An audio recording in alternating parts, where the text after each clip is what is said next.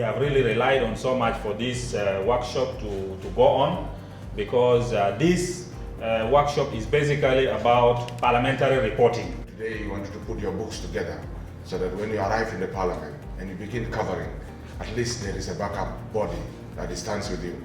The Ministry of Parliamentary Affairs is a very big ministry that actually built a very strong relationship between the executive and the legislature. And within this strong relationship, journalism is part of it. So today we want to build a very strong relationship between journalists, parliaments and the cabinet, so that when there is coverage, it goes very well with the country. May I declare today now that this workshop is officially open. Through the media, access to reliable information about the process will be ensured. Citizens empowered with what is happening around them, as well as ensuring marginalized communities are not left behind, are actively involved in the process. The media is a tool that could bridge between the government and the people. We have access to both sides. We have access to the people, we go to the field, we talk to them, we interview them, and we also have access to the constitution-making bodies. The role of the media in reporting on all this, in informing the population and preparing them to participate in these activities is critical. Also very critical is the role of the media in catalyzing civic engagement in these processes. As you know, in Africa, not just in South Sudan, but across Africa, most of these processes, these agreements, constitution-making processes, tend to be elite-driven and elite-focused, mostly men, mostly in small rooms, which the public is also having an opportunity to take part in.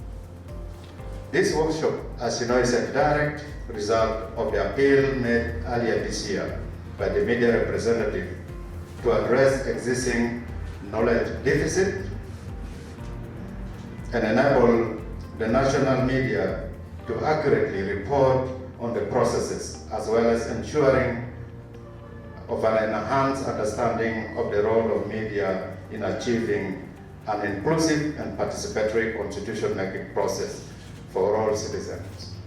Freedom of expression is not only necessary for media, but is also a fundamental human right and vital for a democratic structure. That is what it is there in our law. It is not only for the media to say it is a freedom of the media. It is a fundamental human right that every human being has the right to freedom of expression, freedom to have access to information, and those are guaranteed in our laws. The media should be able to host civic education programs, because you have the airtime, right? And you have the liberty to design programs. The music that is being listened to, being played on different media, on different radios, some of that time could actually be allocated for civic education programs.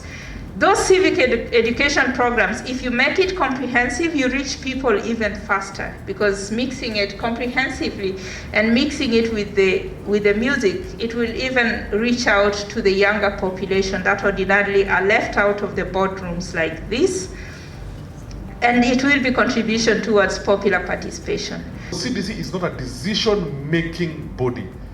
RNCRC is the decision-making body. So any draft text, draft bill goes back from CDC to RNCRC, which has to validate and ensure that it concurs with the report of the report that was issued by RNCRC. So RNCRC has given a report, give me back a bill. I will have to check and see whether the bill is in consonance with what I asked you to do. We are already in the middle of the process of constitutional making, and we think we need to understand the constitution making. The constitutions that we had before, the interim constitution and then the transitional constitution, we all have some little bit of how those constitutions were made. Now is a people-led, and we as journalists, our population expect us to report about them. about the constitution making processes so that they understand. And if we ourselves we do not understand, then we cannot really help the population.